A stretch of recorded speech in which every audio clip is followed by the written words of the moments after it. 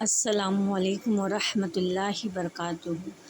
ناظرین حضرات کہ جس طرح بیٹی کی پکار کی داستاں سنائی آپ کو، اب جانتے ہیں کہ بیٹی اپنے درد سے کس طرح باپ کو پکارتی ہے۔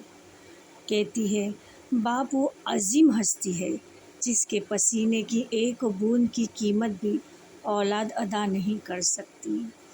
باپ کو اس نے دھوپ میں چلتے دیکھا ہے اور بچے کو سائے میں رکھتے دیکھا ہے۔ باپ اس وقت دھوپ میں اور تپتی ہوئی ریت میں مزدوری کر کے اپنی اولاد کے لیے 2 وقت کے کھانے کا انتظام کرتے ہیں، اور جب باپ اپنے گھر پر آتے ہیں تو اپنی اولاد کو دیکھ کر ساری تھکاوٹ اتار دیتے ہیں۔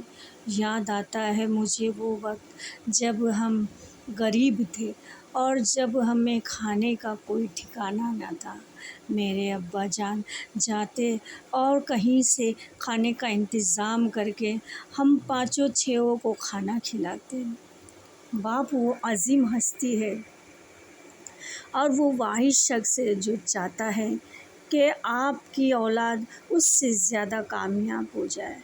باپ وہ ہوتا ہے جو رلانے پر منا لیتا ہے، اور جو رو پڑتی ہے نا، وہ ماں ہوتی ہے۔ مجھ کو چھاؤں میں رکھ کر خود چل رہا ہے دھوپ میں، وہ ہستی ہے اور وہ شخصیت ہے والد۔ باپ اور بیٹی میں ایک جیسی چیز ہمیشہ ہوتی ہے کہ دونوں ہی اپنی گڑیا سے سب سے زیادہ پیار کرتے ہیں۔ آج بھی مجھے وہ وقت یاد آتا ہے کہ جب ہم چھوٹے تھے اور باپ کے سرانے بیٹھ کر اپنے والد کے سر کو سہراتے تھے۔ ہمارے والد اس سے خوش ہو جاتے تھے اور ہمیں دل سے دعا دیتے تھے۔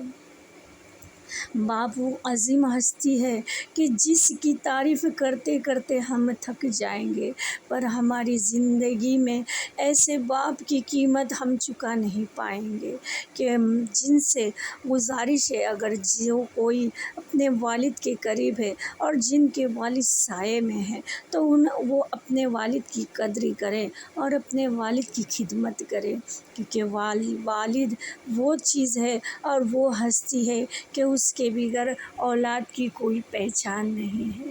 باپ کے نام سے ہی اولاد کی پہچان ہوتی ہے، اور اولاد اگر نیکوکار ہے تو باپ کے آنکھوں کی ٹھنڈک بن جاتی ہے، اس کی آنکھوں کی نور بن جاتی ہے۔ اے بابا، اب مجھے یاد آتا ہے اس وقت کا وہ دور کہ جب ہم چھوٹے تھے، آپ ہمیں اسکول چھوڑنے آیا کرتے تھے اور اسکول چھوڑتے ہی پھر ہمیں لینے بھی آیا کرتے تھے۔ ابو، آپ کی بہت یاد آتی ہے۔ اللہ سے دعا ہے کہ آپ کی قبر کو ہمیشہ ٹھنڈی رکھے۔ ابو جان، ہم بہنیں آپ کو بہت یاد کرتی ہیں۔ لکھتے لکھتے قلم ہی سوکھ گیا، میرے باپ کی تعریفوں کا جواب نہیں۔ جن کے والدین ہیں، اللہ تبارک و تعالیٰ ان کا سایہ سلامت رکھے۔